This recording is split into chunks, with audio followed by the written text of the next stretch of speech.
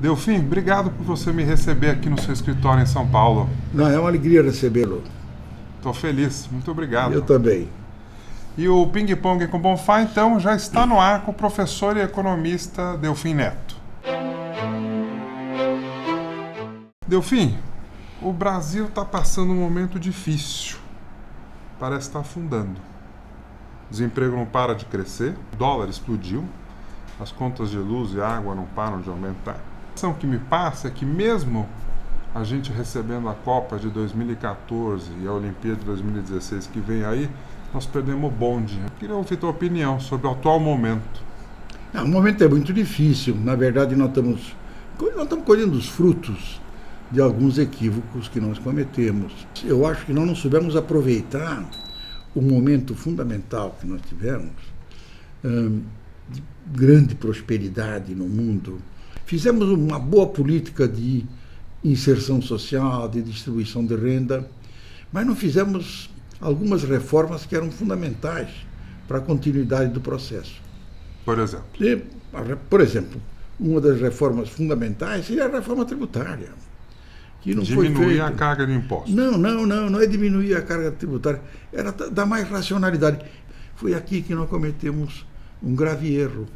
Nós insistimos num aumento muito rápido do crescimento e esquecemos o investimento. Delfim, nós quem? O Lula e a Dilma? Do Lula, a Dilma, isso já é antigo, não é novo, não.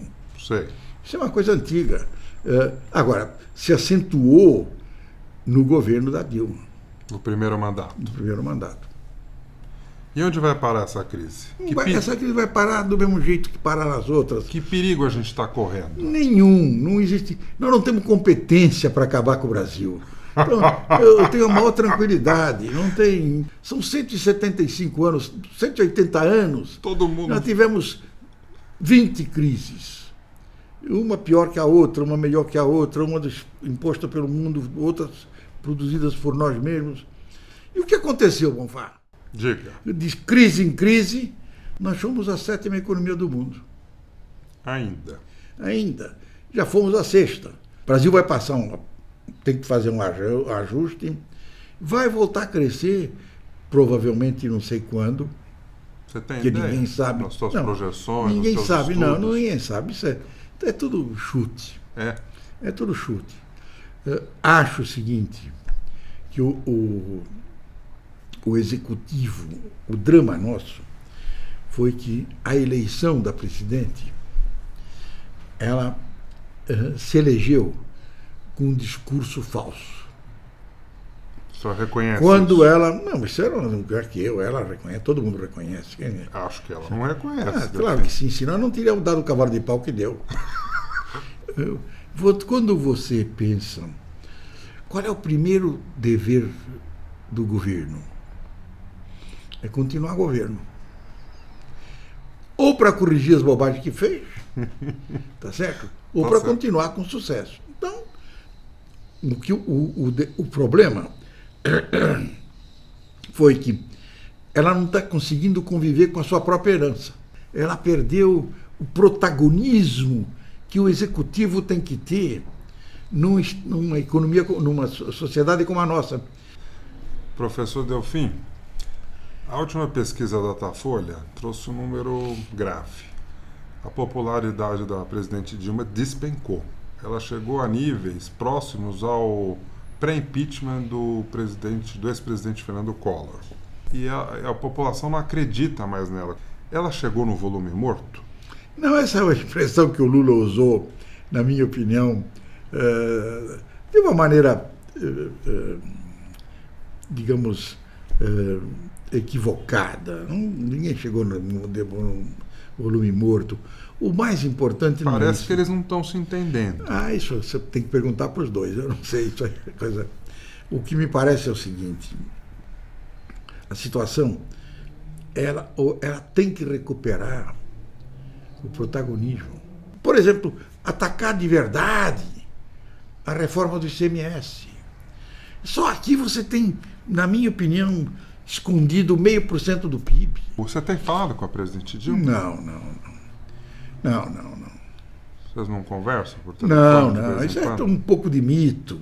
O Tribunal de Contas da União está julgando as contas do governo nesse momento. Na sua opinião, a presidente Dilma cometeu ilegalidades na gestão do dinheiro público? Discutir se houve pedalada ou não virou perfeitamente inútil. Por quê?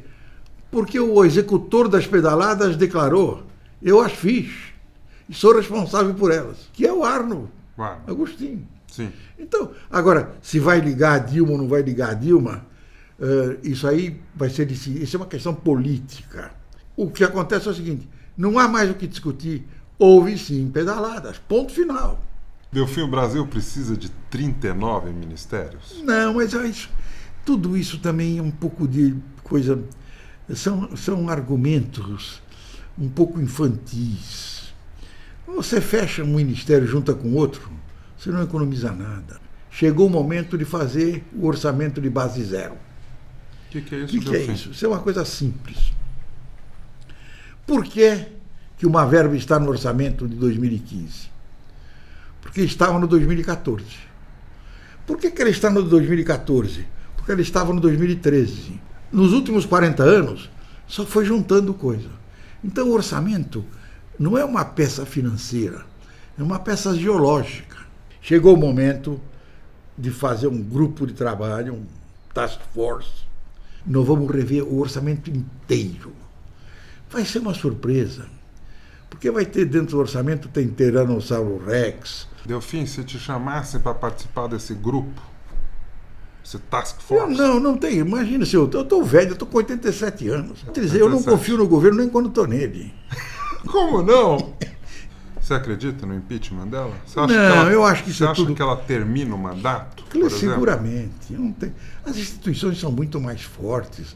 Se houver um problema, eventualmente, se acontecesse qualquer coisa, eu não acredito que vai acontecer nada, de uma mulher honesta e tem honestidade de propósito. Tá certo?